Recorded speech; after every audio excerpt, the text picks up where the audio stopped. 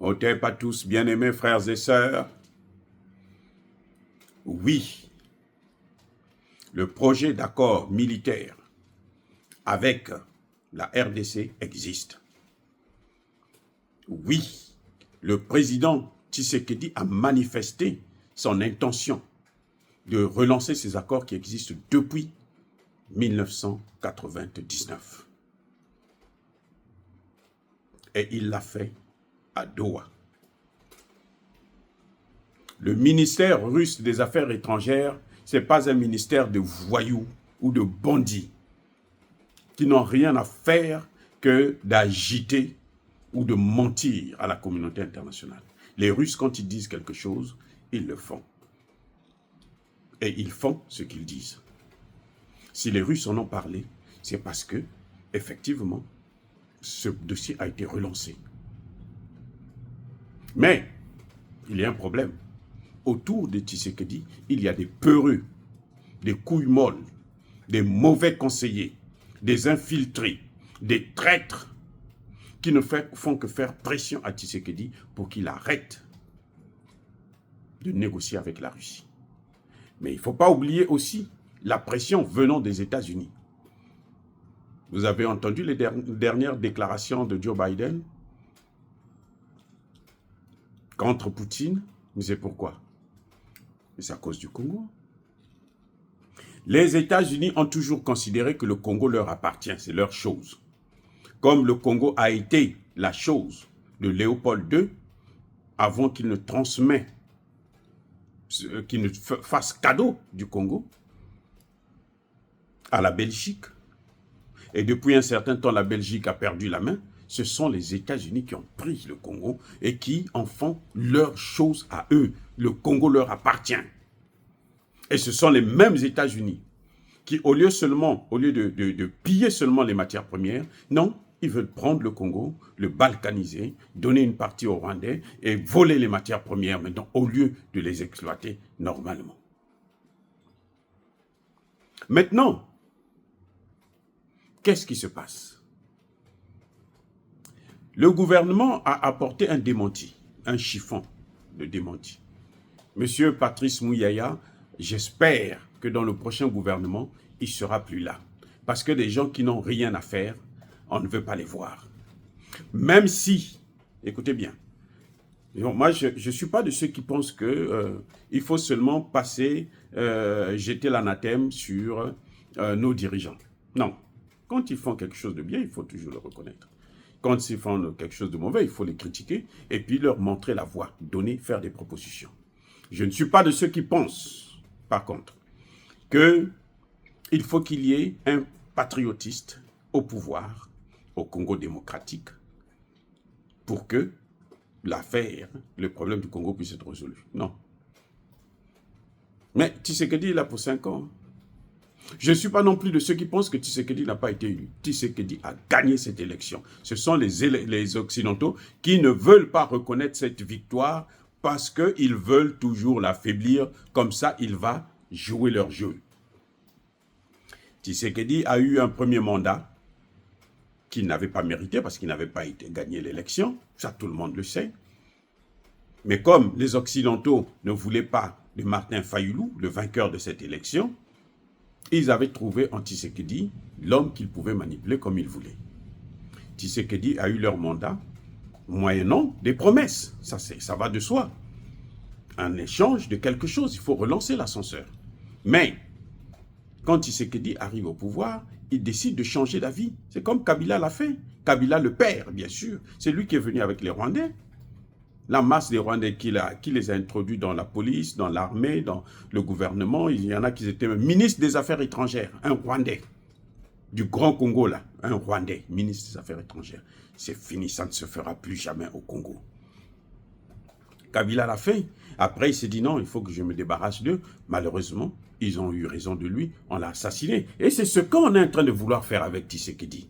C'est pour ça que Tshisekedi recule comme ça. C'est pour ça que Tshisekedi hésite. C'est ça que les gens n'arrivent pas à expliquer. Les soi-disant experts, les soi-disant panafricanistes, qui pensent que le seul président légitime, c'est le président qui les considèrent comme les meilleurs experts en conseil, les meilleurs en tout. Non. Et comme par hasard, vous allez voir que la plupart de ceux qui le disent, ils sont toujours avec des opposants. Ils soutiennent toujours des opposants.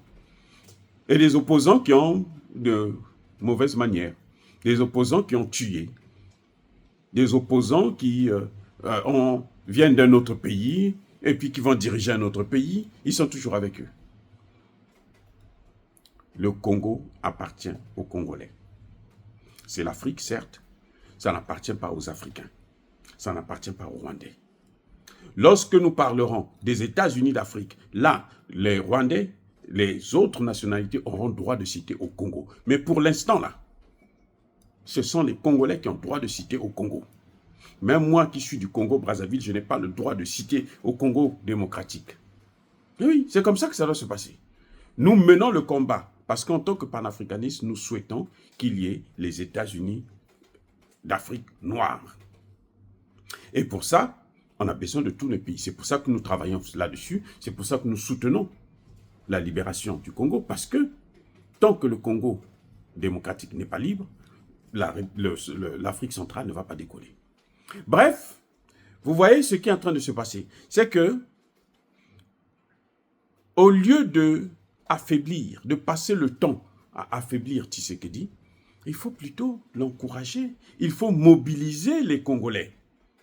Parce que si Tshisekedi est allé parler à Doha, c'est parce que les Congolais ont marché. Vous avez vu, ils ont commencé à marcher sur l'ensemble du continent africain, du continent européen, aux États-Unis, au Canada. C'est ça qui a motivé Tshisekedi à aller de l'avant. Mais dès qu'on a parlé des accords, tout s'est arrêté. Parce que les gens se sont dit, il a compris le message, on y va. Mais il a un entourage infiltré. Mais qui veut se faire assassiner comme un petit vulgaire voyou? Non. Il a sa sécurité. Tshisekedi est entouré des traîtres, des généraux traîtres. Il y a des généraux là, au Congo là, qui sont multimilliardaires, qui ont des puits, hein, des mines qui leur appartiennent. Des généraux au Congo là, qu'ils vendent aux Chinois, qu'ils vendent aux Indiens, qu'ils vendent aux Américains, et toi, qu'ils veulent, pourvu qu'on leur donne un peu d'argent. Et ceux-là, ils n'ont pas besoin que la situation s'arrange au Congo. Et ceux-là, ce n'est pas Tshisekedi qui les a menés. Hein. Les terroristes ne sont pas rentrés au Congo avec Tshisekedi. Tshisekedi est venu les trouver là. Tshisekedi, en ce moment, est en train de faire un travail de nettoyage de l'armée et de l'administration. En tout cas, surtout de l'armée, ça avance. Pas plus tard qu'hier, on a même arrêté un député. Plusieurs, d'ailleurs, sont 2 ou 3 députés qui siègent au Parlement et qui travaillent pour Kagame. Et ils sont nombreux. Il y a des ministres qui, la journée, ils critiquent Kagame, la nuit, ce sont eux qui financent les interventions de Kagame. Je dis bien finance. La justice ne veut pas porter plainte, les poursuivre, s'auto-saisir. Le procureur, ce n'est pas son problème. Voilà les problèmes que Tshisekedi a. Il n'y a pas d'armée au Congo. Il n'y a pas d'administration au Congo. On ne peut faire confiance à personne. C'est pour ça que quand Tshisekedi, à Doha, décide qu'il faut relancer ses accords, mais quand il part en Turquie, la Turquie est proche de la Russie. Quand il part au Qatar, c'est vrai que le Qatar, c'est un État terroriste. Mais le Qatar, en ce moment, veut changer de position, passer de l'État terroriste à l'État business. Donc, quand il part, et le Qatar s'est rapproché de la Russie, donc quand il part dans ces pays-là, mais c'est bien sûr pour voir comment ceux-là peuvent l'aider à aller de l'avant. Je crois que ce n'est pas bénéfique pour nous d'affaiblir Tshisekedi. Parce que c'est lui qui est là, qui est le chef de l'État. On ne dit pas qu'il ne faut pas le critiquer. Moi-même, je suis le premier à le critiquer, à l'insulter même. Mais Il ne faut pas l'affaiblir. Et je vais vous dire une chose. Il n'y a aucun dirigeant africain qui peut s'en sortir si il n'a pas le soutien du peuple. Pourquoi? Regardez ce que vous appelez dictateurs. Les gens qui sont là au pouvoir depuis très longtemps, que ce soit les Obiangema, que ce soit les Biya, que ce soit les Sassou et autres. Pourquoi ils ont des difficultés? Vous croyez qu'ils sont tous bêtes? Vous croyez qu'ils ne pensent pas que non, mais nos pays là doivent avancer un peu? Non. Penser à cela, c'est mal comprendre la géopolitique africaine. Il y a des moments où ils veulent faire le changement, mais les populations sont divisées. Les populations sont divisées. Et c'est difficile pour un président comme ça de mener le combat face à ces Occidentaux. Regardez quand Biya arrive en France. Quand Biya arrive en France, on mobilise tout un tas de Camerounais qui viennent à son hôtel à longueur de journée, tous les jours, pour venir faire de l'agitation. La police, les gendarmes français sont là, les militaires sont là. Ils regardent comment on est en train de humilier un hôte, un chef d'État étranger dans leur pays. Emmanuel Macron, mais vous voyez comment il est en train de vouloir amener la France dans une guerre mondiale, une guerre nucléaire. Mais quand il se balade à l'étranger, là, vous n'allez pas voir les Français se manifester comme les Camerounais le font à l'égard de Paul Biya. Et personne ne condamne Emmanuel Macron ou la France qui est à l'origine de tous les malheurs des pays francophones qui utilisent le franc CFA. Tous les malheurs, ça vient de la France d'abord. Après, derrière la France, vous avez les États-Unis, bien sûr. Je dis bien tous les malheurs. Et ceux-là qui manifestent, là, vous ne les voyez pas faire ça. Hein? Maintenant, faites-le avec le roi des Belges ou le prince Charles, dont la femme a été, hein, vous savez comment sa femme, Diana, est morte dans des conditions troubles. Faites-le en France, là. Levez-vous, manifestez. Vous allez voir comment ils vont sortir toute l'armée. Comment ils vont mater ces gens-là. Mais vous avez vu avec les gilets jaunes? Ça veut dire quoi? Ça veut dire que quand les gens manifestent contre Paul Biya, ce n'est pas parce qu'ils ont un idéal pour leur pays, mais c'est parce que, en fait, ils sont manipulés par les Occidentaux qui veulent affaiblir Paul Biya pour que Paul Biya puisse leur donner un certain nombre de marchés qu'ils hésitent de leur donner. Quand ils sortent le dossier des biens mal acquis, c'est pourquoi? C'est pour affaiblir nos dirigeants. C'est pour les affaiblir. On a vu, et quand vous êtes venus au pouvoir avec leur aide, c'est très difficile. La chance que nous avons avec Tshisekedi, c'est qu'aujourd'hui, Tshisekedi a été élu par le peuple. Il y a des gens qui appellent ça mascarade. C'est comme si, parmi les candidats, là, il y avait un candidat qui était mieux que Tshisekedi. Tshisekedi qui a été soutenu par les grandes stars du Congo. Fally Ipupa, Kofi Olomide et autres. Il ne pouvait que gagner l'élection. Oui, quand tu as tout ce monde-là qui est avec toi, tu ne peux que gagner l'élection. Il peut avoir de petites des erreurs, des choses qui se sont mal passées dans certains bureaux de vote, c'est tout, mais ça ne pouvait pas changer le résultat des urnes. La victoire de Tshisekedi était inévitable, incontestable. Ce sont les gens malhonnêtes qui pensent que non, il a triché pour être là. Moi, je ne crois pas ça. Je ne crois pas ça. Parce que j'ai vu moi-même la mobilisation. Toutes les stars congolaises sont descendues au pays pour aller le soutenir. Et nous savons comment ces gens-là influencent l'électorat, notamment dans un pays comme le Congo démocratique. Donc, tout ce que vous voyez, vous trouvez des panafricanistes qui passent leur temps à vouloir affaiblir Tshisekedi, à vouloir affaiblir le pays, le Congo. En fait, peut-être sans le savoir, inconsciemment, ils travaillent pour les Occidentaux. je dis bien peut-être sans le savoir. Il y en a qui sont conscients. Il y en a qui sont conscients. Quel est l'intérêt d'affaiblir Tshisekedi pour que Tshisekedi ne soit pas... Aujourd'hui, le grand problème de Tshisekedi, il faut que la population se lève. Plus la population va prendre conscience, va prendre le dossier, va imposer sa volonté, et Tshisekedi le fera. Mais seul, il ne pourra rien faire. Les gens là risqueront même de tourner cette population-là contre Tshisekedi lui-même.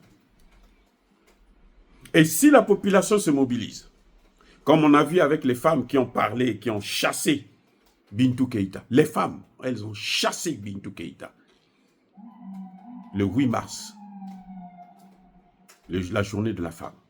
Et elles ont chassé Bintou Keïta, la représentante spéciale du secrétaire général de l'ONU. Une femme africaine de surcroît, elle n'a pas pu parler à cause des crimes qu'elle occasionne, à cause de l'hypocrisie de la communauté dite internationale qu'elle incarne.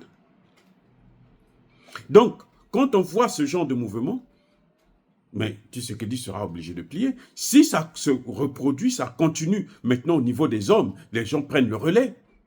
C'est ça. Nous devons apporter des solutions, pas affaiblir le peuple. Tshisekedi actuellement est en train de faire le nettoyage dans l'armée. Et ce n'est pas facile, ce n'est pas encore facile, parce que l'armée est infiltrée. Mais Kabila a eu 18 ans pour pourrir cette armée, pour placer tous les Rwandais là, dans l'armée. Comment ils sont rentrés là? Mais c'est avec Kabila, le fils, 18 ans. Kabila, le père, avait commencé à les chasser. Le fils est venu, il a tout mis à plat, tout ce que son père avait fait.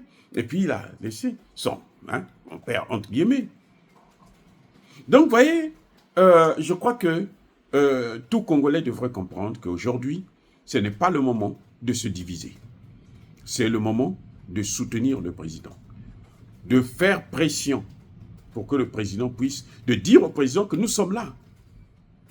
Vous savez, Assimi Goïta n'a pas réussi parce qu'il est seul, parce qu'il est fort, il est militaire. Non. C'est parce qu'il avait le peuple. Le peuple congolais est trop divisé. Les Africains sont très divisés concernant le dossier du Congo. Je comprends que beaucoup sont déçus parce que la situation a duré trop longtemps. Et puis on a perdu beaucoup d'hommes et de femmes, bien sûr, d'enfants. Mais ce n'est pas le moment de baisser les bras. Ceux qui sont avec les autres, là, avec Kagame, ils sont très forts. On a besoin d'être soudés d'abord et de poser notre problème au président. Parce que le travail qui est en train de se faire là, il faut maintenant qu'il progresse. Qu'il oublie ces histoires, développer, machin, tout ça. Non, d'abord la sécurité. Il n'y aura pas de développement s'il n'y a pas de sécurité. Parce que si ça continue comme ça, là, vous allez voir cette crise, ça va arriver jusqu'à Kinshasa. Et Tshisekedi doit le comprendre. Nous le soutenons parce qu'il ne veut plus négocier avec Kagame, puisque ce sont ces négociations-là qui ont détruit notre administration et notre armée, qui ont permis à ce que les Rwandais puissent être infiltrés dans l'armée et l'administration congolaise. Maintenant, il faut arrêter ça. Il faut arrêter ça. Donc, cette position, elle est louable. Les opposants ont disparu. Tshisekedi est seul. Les opposants ont disparu. Mukwege est sorti dernièrement pour dire que non, les Nations Unies ne doivent pas partir, il faut qu'il reste là. Et c'est lui qui voulait être président. Là où le peuple a dit, nous, on ne veut pas voir les Nations Unies. Tshisekedi, au début, Tshisekedi était le premier qui critiquait. On ne veut pas voir les Nations Unies. Mais après, il n'est pas parti aux Nations Unies pour dire non, vous devrez partir. Ils ont commencé à libérer des bases militaires. Donc, c'est parce que nous sommes mobilisés. C'est pour ça que on arrive à voir ces petits résultats. Ce n'est pas encore parfait. On a encore besoin de beaucoup de travail. Parce qu'il faut que Tshisekedi arrive à signer ces accords. Et les accords sont là. Ce n'est pas lui qui avait... Ça est là. Il suffit de porter sa signature et puis les armes viennent maintenant. Le Nigeria est allé. Le grand Nigeria est allé à Moscou pour aller régler ces problèmes-là. Le Tchadien est allé à Moscou pour aller régler. Donc Tshisekedi ne doit pas continuer à résister. Nous devons faire pression. Si nous ne sommes pas soudés avec lui pour lui faire pression pour qu'il puisse partir, ça ne va pas se passer. on ne peut pas attendre qu'il y ait soi-disant un soi-disant panafricaniste. On voit les panafricanistes là, qui ont travaillé, quelqu'un qui a travaillé 30 ans avec les mêmes occidentaux là, avec les RFI, France 24, aujourd'hui se dit panafricaniste, un type comme ça, vous lui donnez le pouvoir, mais il va vous faire couler le pays. Il va vous faire couler le pays. Non, c'est pas possible. Voilà. Donc, je pense que nous n'avons aucun intérêt à gagner en affaiblissant Tshisekedi. Nous devrons justement travailler avec lui, l'encourager à aller de l'avant, le soutenir pour qu'il puisse avoir la force. La force d'un chef d'État, c'est son peuple. Vous voyez que lorsqu'on arrête, on veut tuer Traoré, qu'est-ce qui se passe? La population sort, il vient encercler sa maison. C'est ça la force d'un président. Ce n'est pas son arme. Ce n'est pas parce qu'il est capitaine, non. C'est ce peuple-là qui le soutient. Tchani, s'il n'avait pas le peuple-là, Tchani n'allait pas résister contre la France. Donc Tshisekedi, nous devrons aussi le soutenir. Il a gagné cette fois-ci son élection normalement. Nous lui avons donné nous-mêmes le pouvoir. Maintenant, nous devons lui pousser à faire ce que nous voulons. Et c'est ça que nous devons trouver des stratégies pour continuer à aller de l'avant. On a vu un essai, quand les gens sont sortis partout dans le monde, on a vu qu'il a bougé.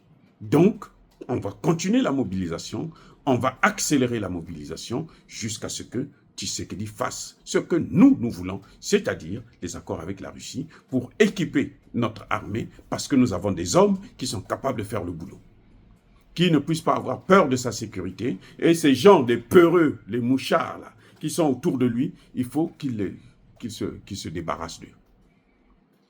Voilà. Et je pense que Patrick Smouyaya, le ministre de la Communication, n'était pas obligé de se justifier. Il ne pouvait se taire. Qu'il laisse les gens dans le flou, encore, c'est nettement mieux. Qu'il se taise. Pourquoi il va venir se justifier sur les réseaux sociaux? Parce que Kagame se justifie sur les accords qu'il a signés avec l'Union européenne. Vous avez entendu Kagame se plaindre, dire quelque chose, il est allé signer ces accords. Et cette même Union européenne demande à ce que Tshisekedi puisse continuer à leur faire confiance. Et non. Donc, notre problème, c'est de continuer à travailler pour que Tshisekedi puisse avoir la force de faire ce que nous lui demandons de faire. Oh, dire cela, c'est inciter à la haine ou à la violence. Non, Yahba, colère, veille à mal. Encore une fois de plus, bien-aimés frères et sœurs, soyez bénis, abondamment bénis par le Dieu des Kémites et par nos ancêtres angélisés. Mais que tous ceux qui persécutent le continent africain le pillent et le déstabilisent, qu'ils soient noirs, blancs, chinois, arabes, juifs, indiens, qui qu'ils soient punis, maudits, foudroyés, neutralisés, écrasés, effacés par le Dieu des Kémites et par nos ancêtres angélisés. Vive l'Afrique éternelle, j'ai dit et j'assume.